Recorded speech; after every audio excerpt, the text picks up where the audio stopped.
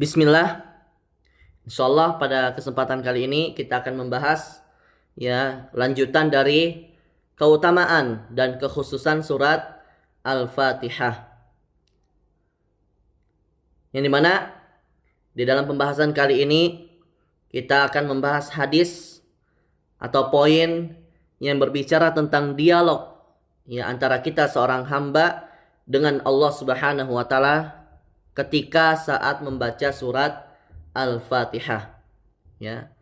Tahukah kalian bahwa ketika kita membaca surat Al-Fatihah dalam salat, sebenarnya kita itu sedang berdialog langsung dengan Allah Subhanahu wa taala. Yang dimana hadis berikut ini yang akan kita bahas sekarang ini akan menjelaskan bagaimana Allah merespons setiap ayat yang kita baca di dalam salat kita, terkhusus surat Al-Fatihah. Baik. Keutamaan dan kekhususan surat Al-Fatihah yang kedua yaitu annahu biqiraatiha tahsulul munajatu fis sholati bainal abdi wa rabbih. Yaitu bahwasannya ketika kita membaca surat Al-Fatihah di dalam salat, maka kita itu seperti sedang berdialog, dan memang berdialog dengan Allah Subhanahu wa taala. Antara seorang hamba dengan Allah itu sedang berdialog. Yuk kita simak hadisnya.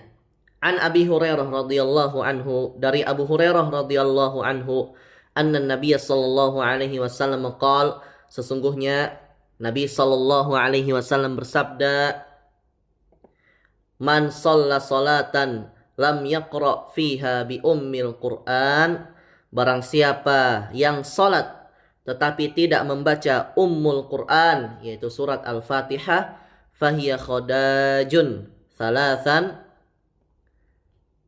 ghairu tamam. Maka salatnya tidak sempurna. Jadi beliau mengatakan tidak sempurna salatnya itu sebanyak 3 kali. Yang dimana ketika Nabi Shallallahu Alaihi Wasallam di dalam sabdanya atau di dalam hadisnya, ketika beliau mengulang suatu perkara itu sampai 3 kali, maka itu adalah sesuatu yang harus kita perhatikan, karena entah itu adalah perintah yang harus kita laksanakan atau larangan yang harus benar-benar kita jauhkan. Di sini ketika seseorang tidak membaca surat Al-Fatihah di dalam salatnya, maka Nabi bilang salatnya tidak sempurna. Faqila li Abi Hurairah, maka kemudian seseorang bertanya kepada Abu Hurairah, inna nakunu wara'al imam, faqala iqra' biha fi nafsik. Bahwasannya orang-orang itu bertanya kepada Abu Hurairah. Apa yang dia tanyakan? Kami sholat di belakang imam, bagaimana dong? Gitu. Kita kan di belakang imam nih, jadi makmum. Apa yang harus kita lakukan? Apakah kita membaca Al-Fatihah juga saat imam membaca Al-Fatihah, atau kita diam saja menyimak bacaan imam tersebut? Faqala, maka kemudian Abu Hurairah menjawab, iqra' biha fi nafsik, bacalah dalam hatimu. Fa inni sami'tu Rasulullah sallallahu alaihi wasallam yaqul, karena aku mendengar Rasulullah sallallahu alaihi wasallam bersabda, qala Allah taala, Allah Subhanahu wa taala berfirman. Ini namanya hadis qudsi.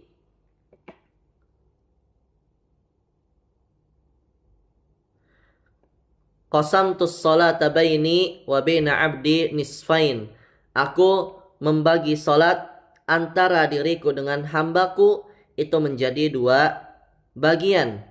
Wali abadi ma sa'alah, dan untuk hambaku apa yang dia minta. Fa idza qala al-'abdu, apabila hamba tersebut berkata atau membaca alhamdulillahi rabbil alamin, ketika seorang hamba di dalam salatnya itu membaca alhamdulillahi rabbil alamin, maka saat itu qala Allah taala, Allah Subhanahu wa taala akan berfirman, hamadani abdi, hambaku telah memujiku. Wa idza qala, Dan kemudian apabila hamba tersebut membaca Ar-Rahmanir Rahim,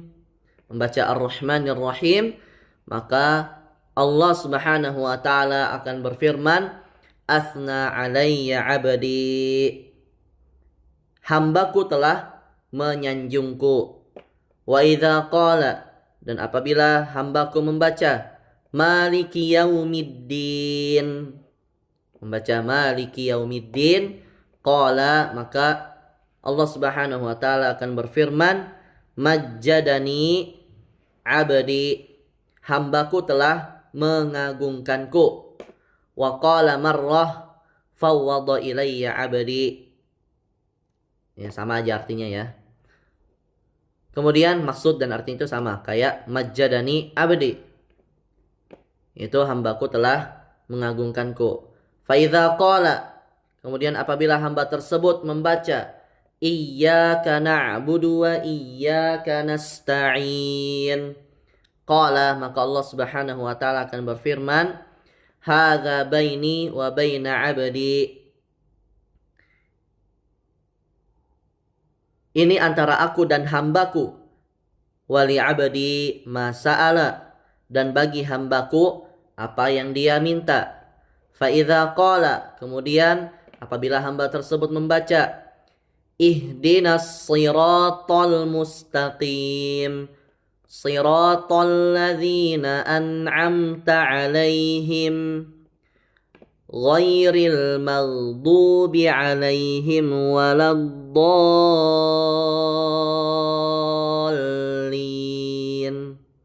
Qala, maka Allah akan berfirman, hadza li 'abdi, ini untuk hambaku, wali 'abdi ma sa'ala, dan untuk hambaku apa yang dia minta. Jadi di dalam hadis ini ya dijelaskan ya bahwasanya ketika kita membaca surat Al-Fatihah, maka itu seakan-akan kita itu menyanjung Allah, memuji Allah, mengagungkan Allah. Kemudian setelah itu kita meminta ya kepada Allah Subhanahu wa taala. Apa yang kita minta? Iyyaka na'bud. Kita minta pertolongan kepada Allah Subhanahu wa taala, ya, minta taufik, minta pertolongan agar kita itu senantiasa selalu bisa beribadah kepada Allah Subhanahu wa taala. Wa iyyaka nasta'in, dan kita meminta agar kita itu senantiasa diberikan pertolongan, agar senantiasa selalu berdoa, menyandarkan segala urusan kepada Allah Subhanahu wa taala. Kemudian apalagi yang kita minta saat salat? Ihdinas siratal mustaqim, siratal ladzina an'amta 'alaihim. Ya, kita minta kepada Allah Subhanahu wa taala as-sirat al-mustaqim, yaitu jalan yang lurus. Apa itu jalan yang lurus? Yaitu siratal ladzina an'amta 'alaihim, yaitu jalan orang-orang yang Allah Subhanahu wa taala berikan nikmat kepada mereka. Siapa mereka? Mereka ini disebutkan di dalam surat An-Nisa, yaitu firman Allah Subhanahu wa taala, "Wa man yuti'illaha war rasula fa ulaika ma'al ladzina an'ama Allahu 'alaihim minan nabiyyina was-siddiqina wasyuhada was-salihin wa hasuna ulaika rafiqa." Jadi as-sirat al-mustaqim ini adalah jalan-jalan yang telah ditempuh ya oleh para nabi, as-siddiqin yaitu para ulama, para ahli ilmu, wasyuhada yaitu jalan ditempuh oleh para syuhada, dan juga orang-orang yang soleh. Nah, kita minta jalan orang-orang tersebut atau generasi-generasi tersebut agar kita itu memiliki jalan yang sama dengan jalan yang telah mereka tempuh. Agar apa? Agar kita itu bisa sampai kepada keridhaan Allah Subhanahu wa taala dan juga bisa sampai ke dalam surga Allah Subhanahu wa taala. Ghairil maghdubi 'alaihim. Ya, selain itu, selain kita meminta jalan yang lurus, kita berlindung kepada Allah Subhanahu wa taala dari jalan orang-orang yang Allah murkai. Siapa mereka ini? Yaitu jalan orang-orang Yahudi dan juga ya orang-orang yang memiliki ilmu tapi tidak mengamalkan ilmu mereka. Waladdallin, dan juga kita meminta perlindungan kepada Allah Subhanahu wa taala agar kita ini dijauhkan dari jalan-jalan orang-orang yang tersesat. Siapa mereka ini? Mereka adalah orang-orang Nasrani, ya, orang-orang Nasara dan juga orang-orang yang beribadah kepada Allah Subhanahu wa taala tanpa memiliki ilmu, ya, berlindung kepada Allah, ya, dari jalan orang-orang yang beribadah menjalankan agama tapi tanpa didasari ilmu yang benar, yang tidak bersumber dari Al-Qur'an, dari sunnah Nabi Sallallahu Alaihi Wasallam, serta apa yang telah dikaji dan disepakati oleh para ulama. Masya Allah ya. Ya, jadi setiap kali kita itu membaca Al-Fatihah, Allah langsung merespons bacaan kita. Maka jangan terburu-buru saat membacanya. Resapi maknanya. Karena ini adalah percakapan yang penuh berkah antara kita dengan Allah Subhanahu wa taala. Jadi, apakah kalian masih ingin membaca Al-Fatihah dengan terburu-buru? Ya pelan-pelan, santai aja kalau lagi sholat. Ya, pelan-pelan hayati makna dari bacaan Al-Fatihah yang kalian baca. Yuk, mulai dari sekarang kita baca dengan lebih khusyuk. Ya, jangan lupa ya, ilmu yang sekarang kita pelajari ini kalian share ke teman-teman kalian, ke keluarga kalian, ke orang-orang yang kalian sayangi, agar mereka itu lebih paham tentang surat Al-Fatihah dan agar mereka itu lebih khusyuk membaca surat Al-Fatihah di dalam solat-solat mereka. Sampai jumpa di konten berikutnya. Insya Allah kita lanjut di konten berikutnya ya. Barakallahu fiikum.